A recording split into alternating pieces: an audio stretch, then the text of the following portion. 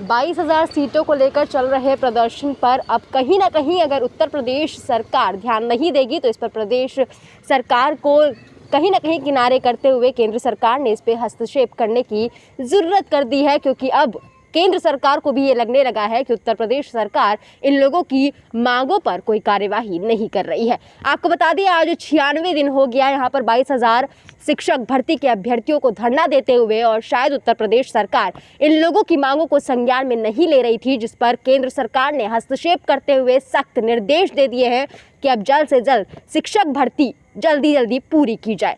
इसी क्रम में अब हम चलेंगे 22,000 शिक्षक भर्ती के अभ्यर्थियों से बातचीत करेंगे, क्योंकि कहीं ना कहीं एक बड़ी खबर है, एक अच्छी खबर है, और अब इससे कहीं ना कहीं ये लगने लगा है कि अब इन लोगों के हक में भी फैसला आने वाला है।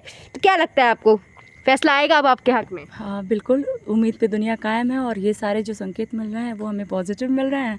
और अभी तो फ़िलहाल कल के जो न्यूज़ मिले हैं उससे हम लोग पूर्णतः अब सकारात्मक हो चुके हैं कि अब हमारा काम जो है वो पूर्ण होने वाला है। 7 से 8 दिन के अंदर हमारा काम, हमें लगता है कि हमें गुड न्यूज़ मिलने वाला है, और हम लोग अब उसके लिए बेसब्री से इंतज़ार कर रहे हैं कि अब कौन सा वो दिन होगा जब हम लोग SCRT छोड़ेंगे। और आप बात चेहरे से लगने लगा है अब आपके गुड न्यूज़ की संकेत है। वो होता है ना कि खुशी होता है, वो अंदर से झलकने लगती है। अब इतने लंबे संघर्ष के बाद तो थोड़ा सा अगर कुछ अच्छा मिलता है तो चेहरे पे रुआब अपने आप आ जाता है ना। तो अब तो बहुत शुक्रिया है लोगों का कि जो आप लोग सब लोग साथ दिए हो जैसे अभी तक, और कुछ दिन तक ऐसे कवरेज देते रहो, हमारी न्यूज़ दुनिया तक पहुंचाते रहो, हमारे प्रदेश तक पहुंचाते रहो। बिल्कुल बिल्कुल, लगता है आपके अंदर भी खूब खुशी, आज एकदम तन के बैठे हुए हैं आप। जी नहीं, अभी नहीं हमारा। हाँ। क्योंकि जब तक हम लिखित रूप ही नहीं देख लेंगे तब तक हम नहीं मानेंगे। जब तक अच्छा। अंत तक लिखित ही देखेंगे तभी हम मानेंगे पूर्ण रूप से। अभी क्योंकि तो हमें आश्वासन- शिक्षक भर्ती ने हमें हाँ। बहुत हर तरह का मतलब मानसिक और बहुत प्रताड़ित किया है, बहुत ही क्योंकि मतलब। आश्वासन तो बहुत हाँ, मिले हैं। बस इसलिए जब तक हम लिखित नहीं देखेंगे तब तक हम नहीं मानेंगे। लेकिन केंद्र सरकार को इसमें हस्तक्षेप करना पड़ा, कहीं ना कहीं ये बताता है कि जो उत्तर प्रदेश की सरकार है उन्होंने आपकी मांगों को अनदेखा किया है। मैम ऐसा है कि केंद्र जो शिक्षा का अधिकार है, अनिवार्य शिक्षा का अधिकार है, उसमें केंद्र और राज्य दोनों की सहभागिता होती है, जिसमें अधिकांश हिस्सा केंद्र सरकार का होता है और उससे थोड़ा कम हिस्सा जो है राज्य सरकार का होता है। तो चूँकि जब मुख्य रूप से केंद्र सरकार को ही इन योजनाओं को संचालित करना है राज्यों के माध्यम से, इसलिए केंद्र सरकार को यह ज़रूरत समझ में पड़ी है, चूँकि प्राथमिक शिक्षकों के बहुत सारे पद रिक्त हैं उत्तर प्रदेश में और चुनाव का भी समय है, और कहीं ना कहीं इससे जो है बच्चों की प्रतिभा का हनन हो रहा है, उनकी शिक्षा बाधित हो रही है। इसलिए उनको इस कार्य में हस्तक्षेप करना पड़ा कि शिक्षक भर्ती को समय रहते पूर्ण कर लिया जाए, जिससे चुनाव का तो लाभ मिले ही, बच्चों का जीवन भी सुधारने में एक कदम और आगे बढ़ा जाए, इसी कारण से। जी, तो अब तो केंद्र सरकार ने हस्तक्षेप कर ही दिया है, तो क्या लगता है उत्तर प्रदेश सरकार उनके निर्देशों का पालन करेगी?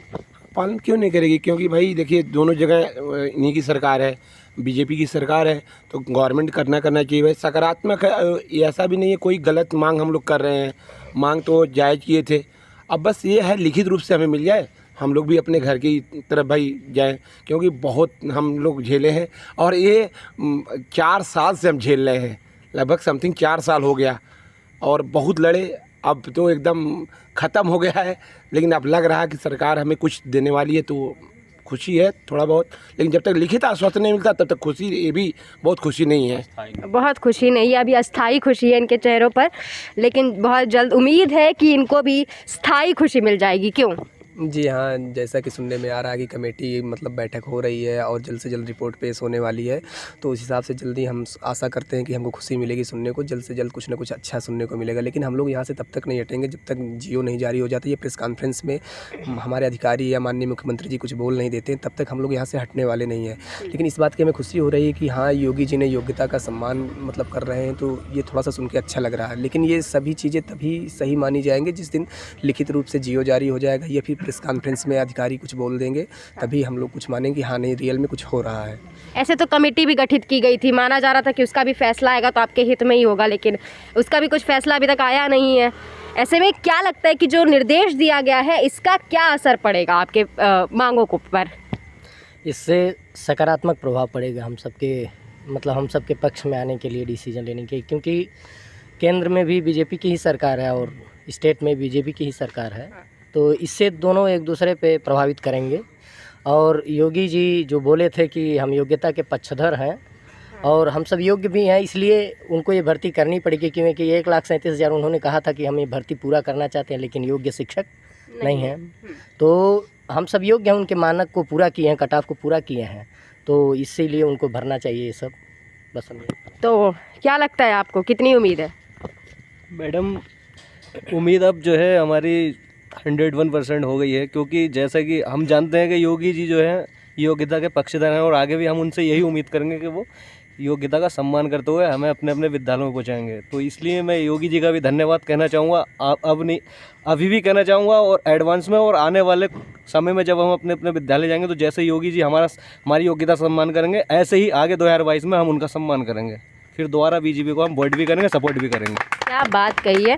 उम्मीद तो पहले से थी, लेकिन अब उम्मीदों में कहीं ना कहीं एक जो निर्देश दे दिया गया है उससे और भी ज़्यादा उम्मीद बढ़ गई है, और अब लगता है कि इनको भी, कि अब इनकी मांगें पूरी हो जाएंगी और इनकी भी नियुक्तियां जल्द होंगी और ये भी जल्दी जल्दी अपने अपने स्कूल में चले जाएंगे, अपने अपने बच्चों को पढ़ाने लगेंगे। इस खबर में फिलहाल के लिए इतना ही। देखते रहे मेरे यूट्यूब चैनल एक बार स्नेहा को लाइक शेयर सब्सक्राइब करना बिल्कुल ना भूलें।